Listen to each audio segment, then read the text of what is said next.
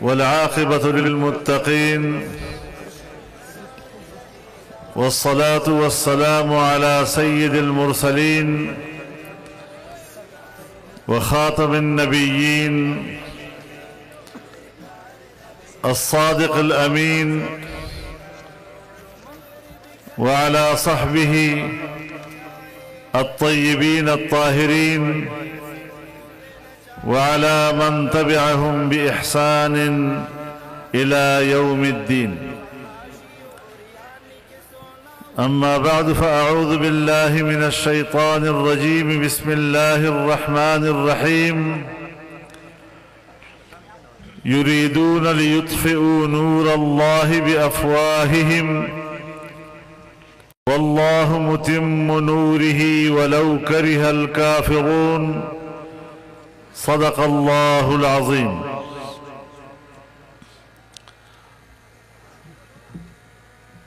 جناب صدر محترم، اکابر علماء کرام، عمائدین قوم، معززین علاقہ، میرے بزرگوں، جوانوں، میرے دوستوں اور بھائیوں،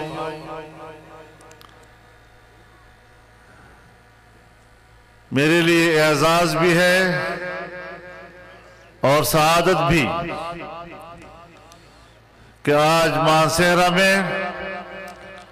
میں اہل ہزارہ کے اس بڑے اجتماع سے ایک بار پھر مخاطب ہونے کی سعادت حاصل کر رہا ہوں۔ میرے محترم دوستو، یہ سرزمین اپنی ایک تاریخ رکھتی ہے۔ اس سرزمین نے ہمیشہ حق کے پرچم کو سربلند رکھا ہے اور شہدائے بالا کوٹ اس سرزمین کی قربانیوں کی تاریخ کی شاہد عدل ہے۔ جمعیت علماء اسلام آپ کی آواز ہے،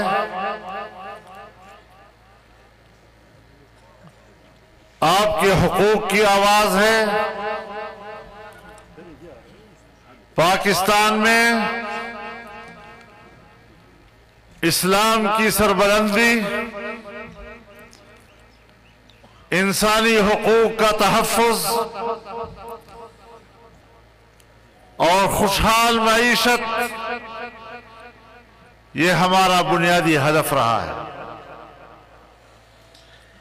یہ ہمارے منشور کی اساس رہا ہے۔ اور آج جب اس ملک میں سب سے پہلے سیاسی عدم استحکام پیدا کیا گیا، سیاسی افراتفری ملک میں پیدا کی گئی، اور پھر جب 2018 میں دھاندلی کے ذریعے ایک جعلی حکومت ملک پر مسلط کی گئی، اس کے نتیجے میں معاشی عدم استحکام آیا۔ پاکستان پوری دنیا میں نہیں، اس خطے میں بھی ڈوب گیا۔ معیشت کی کشتی غرقاب ہونے لگی، اور پھر پاکستان کو بچانے کا مسئلہ پیدا ہوا۔ آج آپ دیکھ رہے ہیں، شاید آپ کو اس کا احساس نہ ہو، لیکن ہم ایک بڑے بحران سے نکلے ہیں۔ سیاسی عدم استحکام کے بعد معاشی عدم استحکام، اور پھر آپ کے دفاعی نظام کو کمزور کیا گیا۔ ہماری دفاعی قوت پاکستان کی تاریخ میں منقسم نظر آئی۔ آج ہم اس بحران سے بھی نکل چکے ہیں۔ آپ اندازہ نہیں لگا سکتے کہ ہم نے در حقیقت ریاست پاکستان کی بقا، اس کی سالمیت اور اس کی حفاظت کی جنگ لڑی ہے، اور آپ کی دعاؤں سے ہم نے اس جعلی اقتدار کا بھی خاتمہ کیا، اور پاکستان کو معاشی بنیاد پر بھی ایک کامیاب سفر پر روانہ کر دیا۔ وہ پاکستان جو آئی ایم ایف میں اور بین الاقوامی مالیاتی اداروں میں بلیک لسٹ ہونے کے کنارے کھڑا تھا، دیوالیہ ہونے کے کنارے کھڑا تھا، اور ممکن تھا کہ عنقریب آپ کو دنیا میں مالیاتی لحاظ سے بلیک لسٹ قرار دے دیا جاتا، دیوالیہ قرار دے دیا جاتا۔ نہ کوئی ملک آپ کو قرضہ دیتا، نہ آپ کو کوئی امداد دیتا، اور افریقہ کے غیر گزرے صحرائی ملک کی طرح پاکستان کی حیثیت بن جاتی۔ لیکن آج ان 6 مہینوں میں، گزشتہ 6 مہینوں میں، پاکستان گرے لسٹ سے واپس بین الاقوامی اداروں نے اس کو وائٹ لسٹ میں تبدیل کر دیا۔ ہماری حالت بہتری کی طرف دنیا نے تسلیم کر لی ہے، اور ظاہر ہے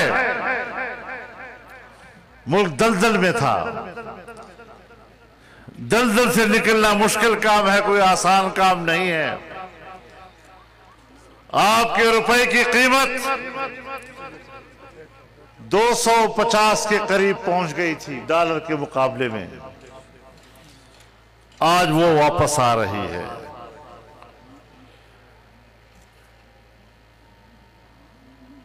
سرمایہ کاری کا راستہ بند ہو گیا تھا۔ غیر مسلم دنیا میں چین ہمارا قریب ترین دوست تھا اور ہے۔ مسلم دنیا میں سعودی عرب ہمارا قریب ترین دوست ہے۔ ہم نے اپنے دونوں دوستوں کے اعتماد کو ختم کیا۔ آج ہم ایک کا بھی اعتماد حاصل کر رہے ہیں، اور ہم دوسرے کا بھی اعتماد حاصل کر رہے ہیں، اس بات پر آمادہ کرنے کے لیے کہ وہ پاکستان میں سرمایہ کاری کرے۔ لیکن ہمیں یہ نقصان کیوں اٹھانا پڑا؟ آپ نے دیکھا، آپ ہی تو راستہ ہیں، ہزارہ ہی تو راستہ ہے اس عظیم شاہراہ کا، جس کو ہم شاہراہ ریشم کہا کرتے تھے، اور آج ہم اس کو سی پیک کہہ رہے ہیں، ایک بین الاقوامی تجارتی شاہراہ جس کے لیے ہم نے 20 سال محنت کی، اور جب ہم قریب پہنچ گئے کہ پاکستان میں سرمایہ کاری کا آغاز ہو، جب 2014 میں چین کا صدر ایک میگا پیکج کے ساتھ پاکستان آ رہا تھا، تو اسلام آباد میں 126 دن کا دھرنا دے کر انہوں نے چین کے صدر کا راستہ روکا، اور پاکستان کے اندر ایک بڑی سرمایہ کاری کو مؤخر کر دیا۔ آج انہوں نے لانگ مارچ کے فیصلے کیے۔ کیا لانگ مارچ ہے؟ روزانہ 1 فرلانگ چلتے ہیں، اور اس کو نام دیتے ہیں لانگ مارچ کا. فرلانگ مارچ ہے جی. ابھی میرے مولوی صاحب کہہ رہے ہیں لنگڑا مارچ. اب آپ بتائیں, آگے ہو رہے ہیں تو پیچھے ہو رہے ہیں, تو آ رہے ہیں تو پھر نہیں آ رہے. اور جو ہی سعودی عرب کے ولی عہد نے 21 نومبر کو اسلام آباد اترنے کا اعلان کیا تو انہوں نے بھی کہا کہ ہم 21 نومبر کو اسلام آباد میں داخل ہوں گے. نتیجہ یہ ہوگا کہ انہوں نے اپنا دورہ منسوخ کر دیا. کیا کیا نقصانات انہوں نے پاکستان کو نہیں پہنچائے. کون سا موقع ہے جب اس وطن عزیز پر ان کو ضرب لگانے کا موقع ملا اور انہوں نے نہیں لگایا. اعتراض کرتے ہو پی ڈی ایم کی حکومت میں, بالکل آپ کو حق ہے. اگر ہماری کمزوری ہے اس کو اجاگر کرنے میں ہم شکریہ ادا کریں گے, لیکن مہربانی کرو ایک درخواست ہماری سن لو کہ اپنے 3.5 سالہ کارکردگی تو لوگوں کے سامنے بیان کر لو ذرا. کسی ایک تقریر میں اپنی گزشتہ 3.5 سالہ حکومت کی ایک کارکردگی تو دنیا کو بتا دو. تم نے پوری دنیا کی جتنی پاکستان میں میگا پروجیکٹس تھے, بڑی بڑی سرمایہ کاریاں تھی, ان سب کو فریز کیا ہے یا نہیں کیا؟ تم تو پاکستان کے کاروبار کو ہمارے گلی کوچے کے کاروبار پر لے آئے. مائکرو لیول کا کاروبار. مائکرو لیول میں کیا ہوتا ہے؟ آپ کے بازار کے اندر جو پرچون کی دکانیں ہوتی ہیں اس میں جو خرید و فروخت ہوتی ہے اس کو مائکرو لیول کا کاروبار کہتے ہیں. مرغیوں کا کاروبار, انڈے کا کاروبار, کھرکے کا کاروبار, کٹے کا کاروبار. آپ تو ملک کو اس معیشت پہ لے آئے تھے. تم نے تو دنیا کو فارغ کر دیا تھا, ہمیں پوری دنیا سے کاٹ دیا تھا آپ نے. میرے محترم دوستو, میں نے خود ان کے ایک انتہائی قریب ترین اور وفادار جو ان کی کرتوتوں سے باغی ہو گیا تھا, میری کوئی ملاقات اس سے نہیں تھی, لیکن میں نے اس کو جب ٹی وی پر انٹرویو دیتے ہوئے سنا کہ فضل الرحمان سے تو میری کوئی ملاقات نہیں ہے, اور جب وہ اس کو بیرونی ایجنٹ کہتا ہے تو مجھے اس سے بھی اختلاف تھا. لیکن آج سوچتا ہوں کہ ملک کو اس قدر گرانا یہ بیرونی ایجنڈے کے بغیر ہو نہیں سکتا. یہ تمہارے لوگوں نے بات کی. شہید شاہد من اہل, تمہارے گھر سے تمہارے اوپر شہادتیں آئی ہیں.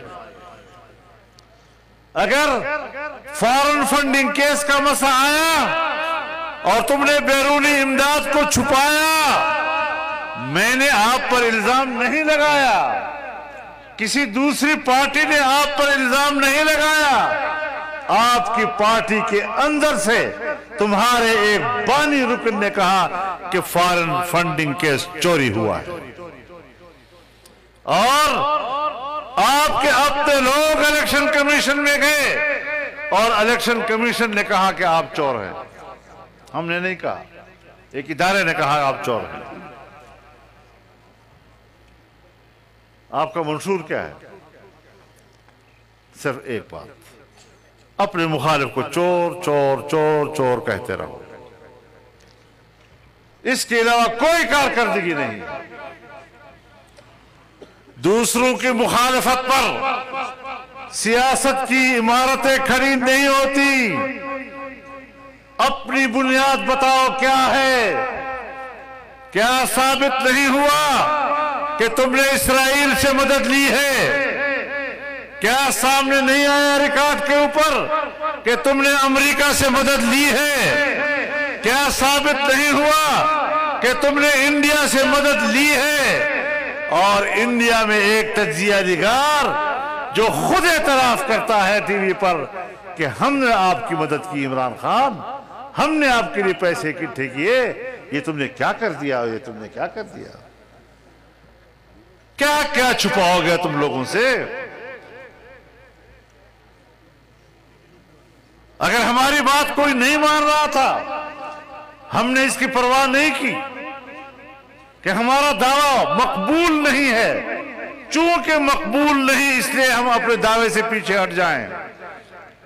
ہم پیچھے نہیں ہٹے، ہم نے امانت سمجھی یہ بات کہ جو حق ہے اور جو سچ ہے وہ قوم کی امانت ہے، ہر حالت میں قوم کے سامنے رکھیں۔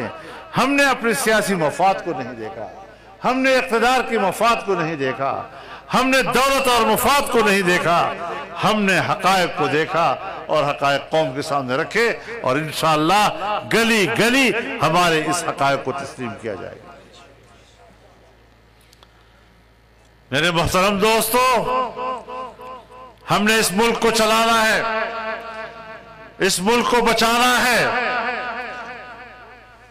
انشاءاللہ سیاسی استحکام بھی آئے گا، معاشی استحکام بھی آئے گا، اور کہا جاتا ہے کہ پاکستان میں ایک قومی حکومت ہونی چاہیے۔ ملک کی معیشت اس حد تک تباہ ہو چکی ہے کہ ایک پارٹی اب اس کو نہیں سدھار سکتی، معیشت کو بہتر نہیں کر سکتی۔ میں ان قوتوں کو بتانا چاہتا ہوں انتہائی ادب و احترام کے ساتھ کہ پاکستان میں قومی حکومت ہی تو موجود ہے۔ ملک کے اندر آج ایک قومی حکومت ہے، سب اکٹھے ہیں، نظریاتی طور پر ایک دوسرے کے مخالف، منشور ایک دوسرے سے جدا، لیکن ملک ایک ہے، اس پر ہم متفق۔ معیشت ہمارا مسئلہ ہے، غریب ہمارا مسئلہ ہے، اس پر ہم متفق۔ لہذا اس قومی حکومت میں اگر نہیں ہے کوئی تو وہ ایک ہی نہیں ہے جو اس سارے گند کا ذمہ دار ہے، جو اس ساری تباہی کا ذمہ دار ہے۔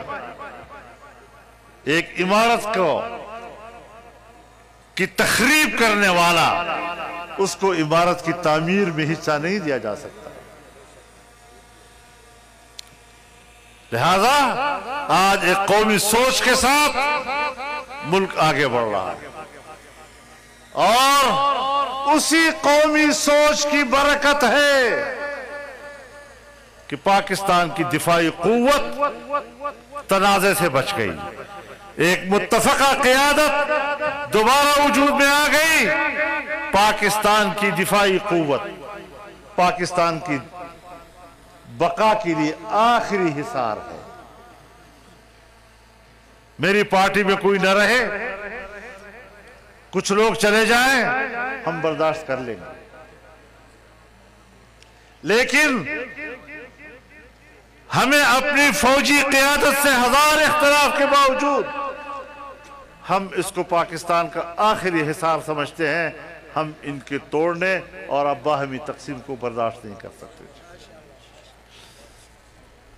اختلاف رائے کریں گے، اختلاف رائے کیا ہے، بڑی جرات کے ساتھ کیا ہے۔ ہم جیسے جرات کے ساتھ موقف پیش نہیں کیا جا سکتا۔ ہم نے امریکہ کے خلاف بات کی، ان کی سیاست کے خلاف بات کی، افغانستان میں اس کی جارحیت کے خلاف بات کی۔ آج بھی ہم اپنے موقف پہ قائم ہیں، لیکن میں آپ سے پوچھنا چاہتا ہوں کہ جس دن آپ کو ہم نے اقتدار سے الگ کیا اور آپ نے ایک کاغذ لہرایا کہ یہ امریکہ نے سازش کی ہے ہمارے خلاف، آج وہ کاغذ کدھر ہے؟ جھوٹ پر کتنے دن سیاست کرو گے؟ اور پختانہ بھائی دروغ پہ نہیں۔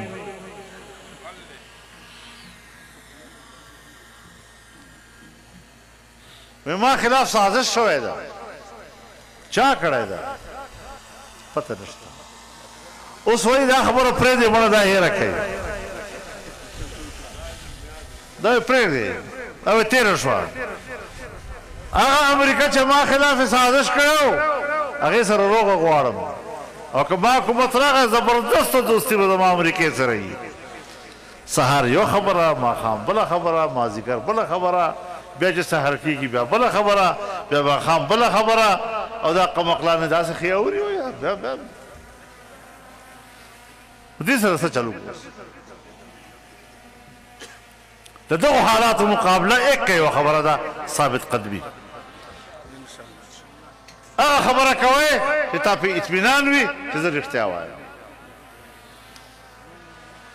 اور بے سڑے طول دنیا تا غل ہوا ہے غل اور پخبرا ادارے دیتے ہوئے چھے توشہ خانے کے لئے گڑے پٹکڑی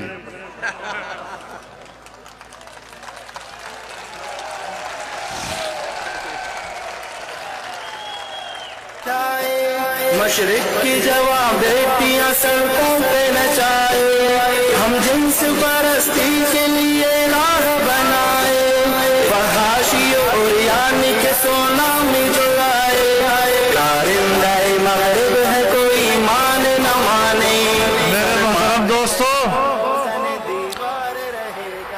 دوسروں کو چور کہنے والا اپنے توشہ خانے سے بادشاہوں کے دیے ہوئے تحفے چوری کرتا ہے گھڑیاں چوری کرتا ہے میں تو الزام نہیں لگا رہا ہوں ادارے میں کہہ رہے ہیں ان کے فیصلے کہہ رہے ہیں عدالتوں کے فیصلے کہہ رہے ہیں تو سب کچھ سامنے آئے گا ہم تو انسان ہیں نا ذرا کچھ انسان جلد باز پیدا ہوا ہے اور انتظار زیادہ نہیں کر سکتا لیکن اللہ رب العالمین اپنے حساب سے وقت کو فیصلے کرتا ہے ان اللہ بالغ امرہ قد جعل اللہ لکل شیء قدرا اللہ تعالیٰ اپنے اندازے کے مطابق فیصلے کرتا ہے وقت آ گیا ہے کہ حقائق سامنے آ رہے ہیں تو دوسروں پہ الزام مت لگاؤ اپنی کارکردگی دکھاؤ تمہارے 3.5 سال کارکردگی کیا ہے اس پر بات کرو کبھی اگر ہمت ہے تو آؤ میدان میں لیکن میرے محترم دوستو جمعیت علماء اسلام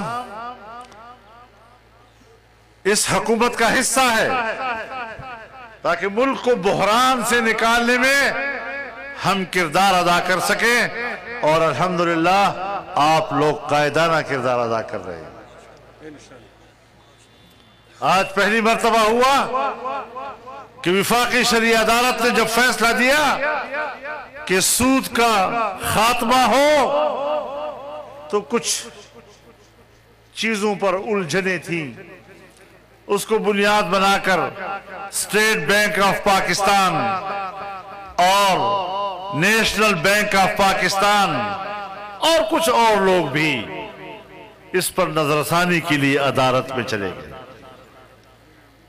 لیکن ہم نے موقف اختیار کیا کہ نہیں اب عدالت کے فیصلے پر عمل ہونا چاہیے اپیلیں واپس لینی چاہیے اور الحمدللہ گورنمنٹ نے اعلان کر دیا کہ دونوں بینک وہ نظر ثانی کی اپیل واپس لیں گے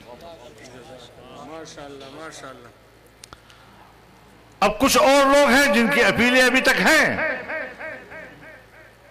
لیکن جس وقت سرکار کی بینکوں نے اپیل واپس لے لی اور 30 نومبر کو کراچی میں ایک بہت بڑا قومی سطح کا سیمینار ہو رہا ہے جس کی دعوت حضرت مولانا مفتی محمد تقی عثمانی صاحب نے دی اور پاکستان کے جو فیڈریشن ہے Pakistan federation chamber of commerce ان کے لوگ اس میں اکٹھے ہو رہے ہیں انشاءاللہ اس میں جو تجاویز آئیں گی اس میں جو اگلے اقدامات کے لیے رہنمائی ملے گی وہ پاکستان کی معیشت کو اسلامی خطوط پر استوار کرنے میں مددگار ثابت ہوگی انشاءاللہ العزیز تو میرے محترم دوستو ہمارے ملک کو مغربی تہذیب کی طرف دھکیلا گیا ہے ہمارے نوجوان کو مادر پدر آزاد بنا دیا گیا آبا و اجداد کا باوقار معزز اور محترم تمدن اس سے باغی بنا دیا گیا ہے ہم نے اس کو واپس لانا ہے، آپ نے واپس لانا ہے، اپنے نوجوان کو سمجھانا ہے، اس کے محلے میں جانا ہے، اس کے گھر میں جانا ہے، اس کے حجرے میں آپ نے جانا ہے، اور اس کو آپ نے اپنے معاشرے کی طرف واپس لانا ہے۔ بے حیائی اور فحاشی کہتے ہیں آزادی مارچ، کوئی آزادی مارچ نہیں ہے، آوارگی مارچ ہے۔ آوارگی کو آزادی کہا جاتا ہے؟ جو جمعیت نے کہا آزادی مارچ، تم بھی ہماری نقالی کرو، نقالی سے بچو۔ جی حقیقی آوارگی مارچ، حقیقی آوارگی مارچ ہے۔ بے حیائی اور فحاشی کے مناظر کنٹینر پہ دکھائے جا رہے ہیں، اور ان کے نیچے لکھا ہوتا ہے امر بالمعروف اور نہی عن المنکر۔ لا حول ولا قوت الا باللہ۔ ننگا تڑنگا آدمی بازار سے گزر رہا ہے اور اس نے تختی لٹکائی ہوئی ہے، لوگوں حیا کرو۔ انا للہ و انا الیہ راجعون۔ یہ معاشرہ ہمیں دینا چاہتے ہیں؟ ہم نے اپنے اکابرین سے سبق لیا ہے، ہمیں اپنے اکابر و اسلاف نے یہ جماعت عطا کی ہے، اس کا نظریہ عطا کیا ہے، اس نظریے کے لیے کام کرنے کا رویہ عطا کیا ہے، اور ہم ایک اسلامی طرز حکومت اور ایک اسلامی تہذیب کی جنگ لڑ رہے ہیں۔ تو یاد رکھو، ہم نے جو پرچم بلند کیا ہے، پرچم نبوی، جناب رسول اللہ صلی اللہ علیہ وسلم کی طرف جس پرچم کی نسبت ہوگی، پھر وہ جماعت ایک موقف اختیار کرے قرآن و سنت کے حوالے سے، وہ جماعت ایک موقف اختیار کرے مغربی تہذیب کے مقابلے میں اسلامی تہذیب کے حوالے سے، اور پھر اس سے پیچھے ہٹ جائے، یہ انشاءاللہ العزیز ممکن نہ ہوگا۔ باقی ملک ہمارا ہے۔ اگر گاؤں میں کسی کے گھر پہ آگ لگ جائے تو کسی نے نہیں پوچھنا کہ یہ جمعیت والے کے گھر پہ لگی ہے، پیپلز پارٹی والے پہ لگی ہے، پی ٹی آئی والے پہ لگی ہے۔ سارا گاؤں اٹھتا ہے اور اس آگ کو بجھاتا ہے۔ آج پاکستان کی تمام سیاسی جماعتیں ایک پلیٹ فارم پر متحد ہیں، ایک حکومت میں شامل ہیں، اور اس ملک کو ہم نے بچانا ہے، اس کو آگے ترقی کی طرف ہم نے لے جانا ہے، اس کے تحفظ کے لیے ہم نے قربانیاں دینی ہیں، اور انشاءاللہ العزیز ہم کامیابی کی طرف جا رہے ہیں۔ ہم نے اقتدار کا بھی خاتمہ کیا، ہم ان کی جو چھوٹی موٹی ہلچل ہے اس کا بھی خاتمہ کریں گے انشاءاللہ۔ ایسا سیلاب لانا ہے کہ تنکے کو بھی بہا کر لے جائے، نشان نہیں چھوڑنا ان کا، اور اس ملک سے وفاداری کرنی ہے، اپنے عقیدے اور نظریے سے وفاداری کرنی ہے۔ ہم پاکستان میں اسرائیل کے ایجنڈے کو کامیاب نہیں ہونے دیں گے، ہم پاکستان میں قادیان کے عقیدے اور نظریے کو کامیاب نہیں ہونے دیں گے۔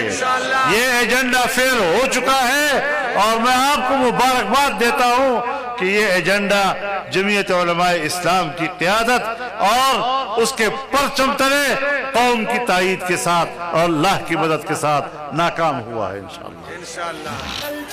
یہاں جال بچھائے مشرق کی جواب چاہتے ہو کہ پاکستان ہو اور اس میں اسرائیل کو تسلیم کر کے یہاں اسرائیل کا پرچم بلند کیا جائے، تمہاری مت ماری ہوئی ہے، تمہاری عقل کہاں چلی گئی ہے؟ تمہیں یہودیوں کا فکر ہے، تمہیں صہیونیوں کا فکر ہے، تمہیں اسرائیل کا فکر ہے، تمہیں فلسطین کا فکر کیوں نہیں؟ تمہیں فلسطینی مسلمانوں کا فکر کیوں نہیں؟ تمہیں فلسطین کی آزادی کا فکر کیوں نہیں؟ موضوع کیوں تبدیل کر دیا؟ ہمارا موضوع ایک ہی ہے کہ سرزمین فلسطین اہل فلسطین کی ہے، ہمارے مسلمان بھائیوں کی ہے، مسجد اقصی اس پر پہلا حق مسلمانوں کا ہے۔ अगर कोई कहता है कि मस्जिद अक्सा पर हक यहूदियों का है, परले दर्जे का जाहिल है, इससे बड़ा कोई जाहिल और हो नहीं सकता। ये नजरिया बातिल है। इस्लामी तारीख इस पर गवाह है। अगर इस पर यहूदियों का हक है, हजरत उमर को क्या पड़ी थी कि उन्होंने जाकर बैतुल मक़दिस को फतह किया? अगर इस पर यहूदियों का हक है, सलाहुद्दीन अय्यूबी को क्या पड़ी थी कि उन्होंने जाकर बैतुल मक़दिस पे कब्जा किया और फतह किया उसको? तो हमारी तारीख ये हमारे पास हमारा विरसा है। अब हमने इसका तहफ़्फ़ुज़ करना है, अपनी तहजीब का तहफ़्फ़ुज़ करना है, अपनी तारीख का तहफ़्फ़ुज़ करना है। आज़ादी मत करो, आज़ादी की बात वो करे।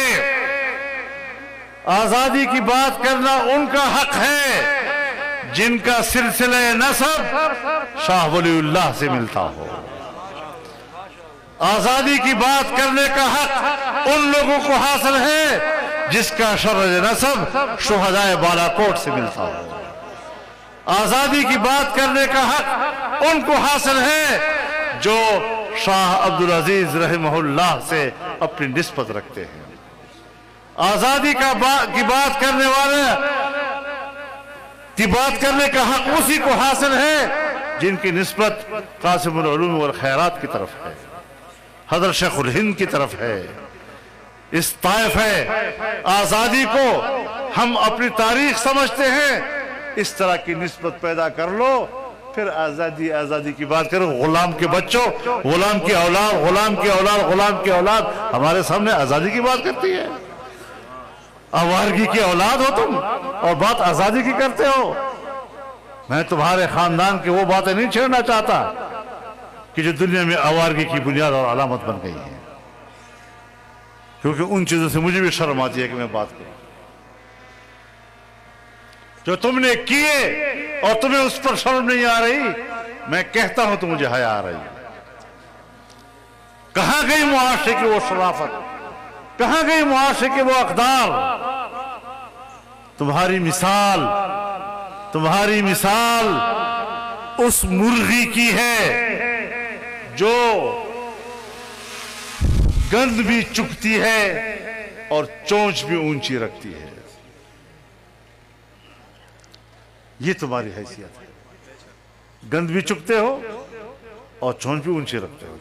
ये तुम्हारी सियासत है। इंशाअल्लाह अज़ीज हम इस मुल्क में एक बावकार नजरियाती सियासत करना चाहते हैं, कौमी वहदत की बात करते हैं। न हमने आज तक फिरकावारियत को हौसला दिया और नहीं हमने उसमें तशद्दुद पैदा करने की कोशिश की।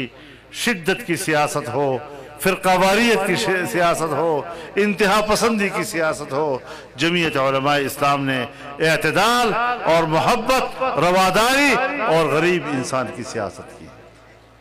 मेरे मोहतरम दोस्तों, मैं जब सरजमीन हजारा के हवाले से बात करता हूं तो आज की इस इज्तिमा में अगर मैं उसका तज़किरा ना करूं और उस पर मैं अल्लाह का शुक्र अदा ना करूं तो शायद कमी रह जाए कि जिला मानसेरा और इस खित्ते के बड़े बड़े खानदान, बड़ी बड़ी शख्सियतें जमीयत उलमा इस्लाम में आई हैं, जिससे जमीयत उलमा की कमर मजबूत हुई है। और मैं अल्लाह से दुआ करता हूँ कि उनकी ये रफ़ाक़त, ये इस नारे, इस परचम, इस जमात और इस नज़रिए की तक़वियत का बायस बने। और मैं उनको खुशामदीद कहता हूँ, दिली खुशी का इजहार करता हूँ। इंशाअल्लाह पूरी साबित कदमी के साथ हम अगला सफ़र जारी रखेंगे, अल्लाह की मदद से जारी रखेंगे। मुस्तक़बिल की तरफ देखिए, हमने काम करना है और इस परचम को बुलंद रखना है, मंजिल को हासिल करना है। अल्लाह हमारा हामी व नासिर हो। व आखिर दावाना अनिल हम्दुलिल्लाहि रब्बिल आलमीन।